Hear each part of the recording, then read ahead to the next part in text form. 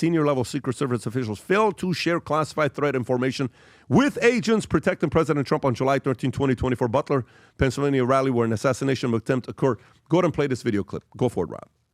This type of negligence, in my opinion, is not accidental. It's intentional. As you know, I am actually the chairman of the Declassification of Federal Secrets, and I've investigated one of the most famous assassinations in U.S. history. That's the JFK assassination. And in my opinion, the way that this was handled, not to mention, if you recall, I was actually able to directly interview the Secret Service director when she testified to Congress. And we had whistleblowers that came forward to Senator Hawley's office and stated that Secret Service never even met with local law enforcement. That angle in which the president was shot from was actually left, in my opinion, open. And this reeks of an inside job.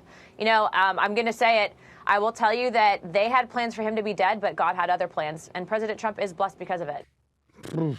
By the way, if she gets to the bottom of this and finds out what's going on, some of the people may want to be pushing her to also give another project to her to get to the bottom of it. It's a different project that people are curious about. Vinny, your thoughts on this here? Because apparently they suspended 6 agents over handling of Butler shooting, but they're still going through it. So what are your thoughts on the story? So suspended 6 agents, and it's like another thing that bothers me is that the first thing was that Trump is giving the thumbs up to move on, and he's happy basically of how the investigation went up to this point. I don't know, Rob, they had something on the president. It's kind of like, yeah, I'm good. We can move on. And then you mentioned this at the beginning of the podcast.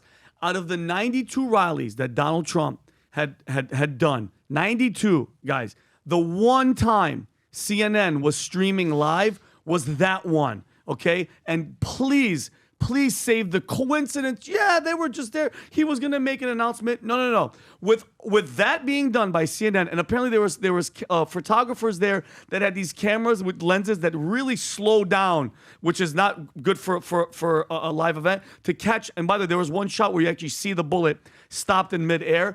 Piling that lead up with the failure, and the only thing that happened was what? Kim Cheadle. Once the left realized, oh shit, sorry for my language, Joe Biden is not the guy. He's horrible. He's failing. The order was given. My question is, Pat, to all of you guys, who gives that type of order? Who gives the order to the head of the Secret Service that says, all right, guys, listen up. By the way, this is all, I'm just saying if they said in a meeting, guys, you know what? Biden's freaking failing horribly. Donald Trump looks like he's going to win. He's going to do all this. He's going to investigate. Let's take his ass out, okay? Then the phone call's made, and they go, okay, Secret Service, Kim Cheadle, everybody, step down, have them looking the other way. By the way, he was flying a freaking drone. Nobody gave a shit. And when people were screaming, guy on the roof, everybody turned, and nobody gave a damn. He was on the roof in the building where Secret Service was inside. Massive failure. Thank God, only the ear was hit. Now there's reports that there was allegedly a second shooter, which that's what I believe. I believe Thomas Crooks was put up there like the idiot, call it MK Ultra, call it whatever the hell you want, and there was another shooter that was on top of the freaking water tower. Because there's no way. It doesn't make sense. This guy had 6 cell phones. The father, they interviewed the father. They're all being protected. They cleaned his house with a freaking like a white glove service. Nothing adds up, and I'm just curious, who gives the order that says, Kim, Cheadle, all you guys, put the worst agents on here. Nobody's going to get in trouble. He's going to be dead. President Biden's going to be president. We're going to move on. We know for a fact it's not Biden. Oh, thank you. 1,000% we know for a fact it's not Biden. It's not him. If Biden didn't do all those pardons and others used the auto pen to do it, we know for a fact Biden wasn't responsive enough to be behind that issue. That's great point. It's definitely not Biden. So at what, because this is what I feel, Vincent Oshana feels, and I'm pretty sure some of our viewers do too. The decision was made. We have to take him out. He's going to win, period. You saw Joe Biden, didn't know what the hell he was doing. We have to do it. I'm just so curious of who makes that call.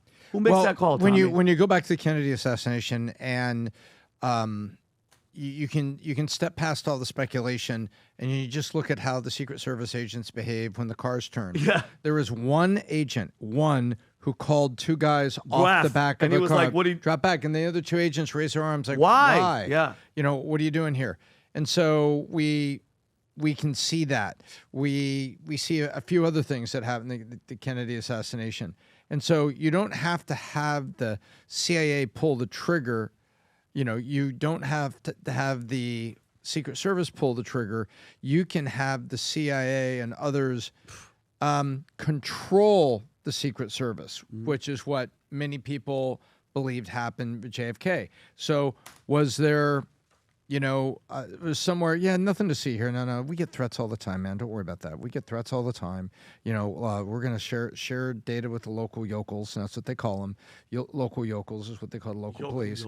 And they said, and we'll take care of it. And so I want to see a Warren Commission, not chaired by Alan Dulles. Yeah. I want to see a Warren type commission here to look at all of this, to look at the failures to learn. And even if everything else is covered up, I want the failures to be identified so that all presidents, regardless of party, are safe in the future.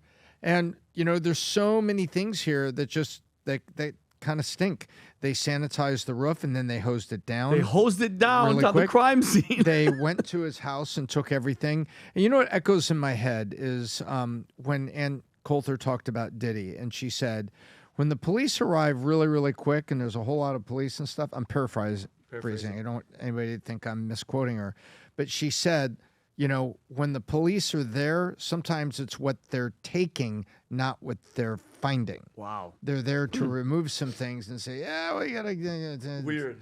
We have to do this. It's Pulp Fiction, Harvey Keitel, the cleaner. Yeah, the cleaner. Get me the wolf. We gotta get the cleaner. And I think that's what's going on here. There's so many things in Butler that stink, from the number of shots to the why don't we know anything about a kid? Oh, every kid needs 3 burner phones and to call international. Yeah, international. Adam, calling. what are your thoughts on this? I got one last story I want to do. Yeah. 1 year ago, the Butler shooting could have changed the course of American history, and thank God it did not. I remember you guys were in the Hamptons at that time. I think I was traveling, and I remember it was, oh my God, you see what's going on here? Oh my God. And that video got replayed over and over and over again. That was the moment, I officially remember this, where I was like, man, how can you not vote for this guy at this point? All the stories about this guy, he's un-American, he's so sell himself out, he's a Russian asset. That was the moment. This guy got shot in the ear and gets up and starts yelling, fight, fight, fight, ear bleeding. I said, that guy's got ultimate respect for me at this point.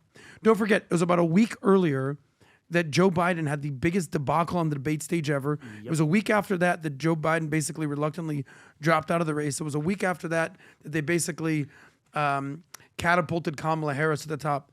Meanwhile, Trump was the most badass thing I've ever seen from a politician ever. Even Mark Zuckerberg, who's been a sort of a vocal Trump hater, was like, dude, that was freaking badass. Yep.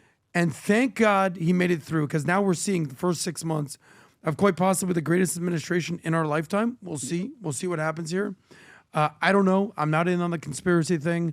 I'm not in on the second shooter thing. That's not my lane. I try to live in reality. And the reality is this. Thank God Donald Trump is alive and doing what he's doing, and God bless America. So you don't again, because Adam, there's nothing that you believe the government in any case all the time, no matter what. That's not there's what I said nothing. at all. No, I'm just saying. No, I'm saying you said you don't believe in the conspiracy, but what I'm asking you is, let's go. Like, do you think that there'd be any way that the government, the sitting government, would be like, you know what, we got to take this president out? Tom just made a point that the JFK assassination, everybody was involved. The CIA was involved. To answer your question, Vinny, yes, you believe I could see that. You can see what? I could see nefarious people doing nefarious things behind closed doors. It's not a theory. Yes, it's just but it doesn't you never consume know. my life. It's not like consuming it does for other people. Adam, when a story comes up, you act like people are sitting at home thinking about this shit. We're on a podcast, we talk about it, and average Americans live their life. But when something comes up, we address it. You automatically think I'm thinking about this shit all the time. He brought it No, up. you it's are, a story. but that's No, it's fine. not. That's When's the cool. last time I even talked about the assassination? He No, just you're brought too it up. busy living in Epstein land. Oh, I get okay, it. yeah. Okay, I'm Adam. talking about this story. I'm saying the realpolitik, the pragmatic view is, thank God he didn't get shot in the face. Thank God there was that beautiful Yeah, chart. Thank God he made it. But And my turned thing around. is, who was behind? Who was behind all the shit? All I the don't failures? know. One last And neither story. do you. One last story. I but wanna find out. I think what I want is I also want to know who the hell was behind it. I'm curious. Yep. Because if this would have gone in a different way, America would have had Biden or Kamala as president today. Imagine America with Kamala Yes. or Biden as president today. Holy moly. It would have been a very different America. The future looks bright hats that are the ones that never stay on the shelves and you guys ask for more of this style is the future looks bright where the phrase is on the flipping hat. This is now, these hats, when you see these letters coming out, they don't stay a long time. And these new ones that we have, the black, is it black? Is it navy blue? That's navy blue. And white typography. It is absolutely sick. They're not numbered. Well, we didn't order a big supply of them. We ordered a limited supply of them, so it's going to be a first come, first serve. It'll go out. We got the Miami color one. The future looks bright. This one's absolutely sick. When you look at this on the inside of it, Rob, if you can show what that looks like. Right there on the back end, yeah. And then we have another one that's the gray and future looks bright with the American flag. And then obviously those of you that, the community that is just obsessed with the black on black on black, this is the black on black on black, future looks bright. Give me the gray. Lot give of me- black. Vinny, Lot of We black. call this the Chicago special. no, Vinny, give me the gray one. Yeah, the black on black on All black. right, thanks. Mine now. Yeah, the black on black is absolutely sick. But any one of these. So if you're someone that hasn't yet gotten the future looks bright with the phrase on top of it, go get one for yourself. Get it as a gift. Send it to someone. Make someone's day. Buy it for your sales team. Buy it for your office. We are over 300,000 people now representing Future Looks Bright worldwide. And we're 700,000 away from crossing 1 million. If you enjoyed this video, you want to watch more videos like this, click here. And if you want to watch the entire podcast, click here.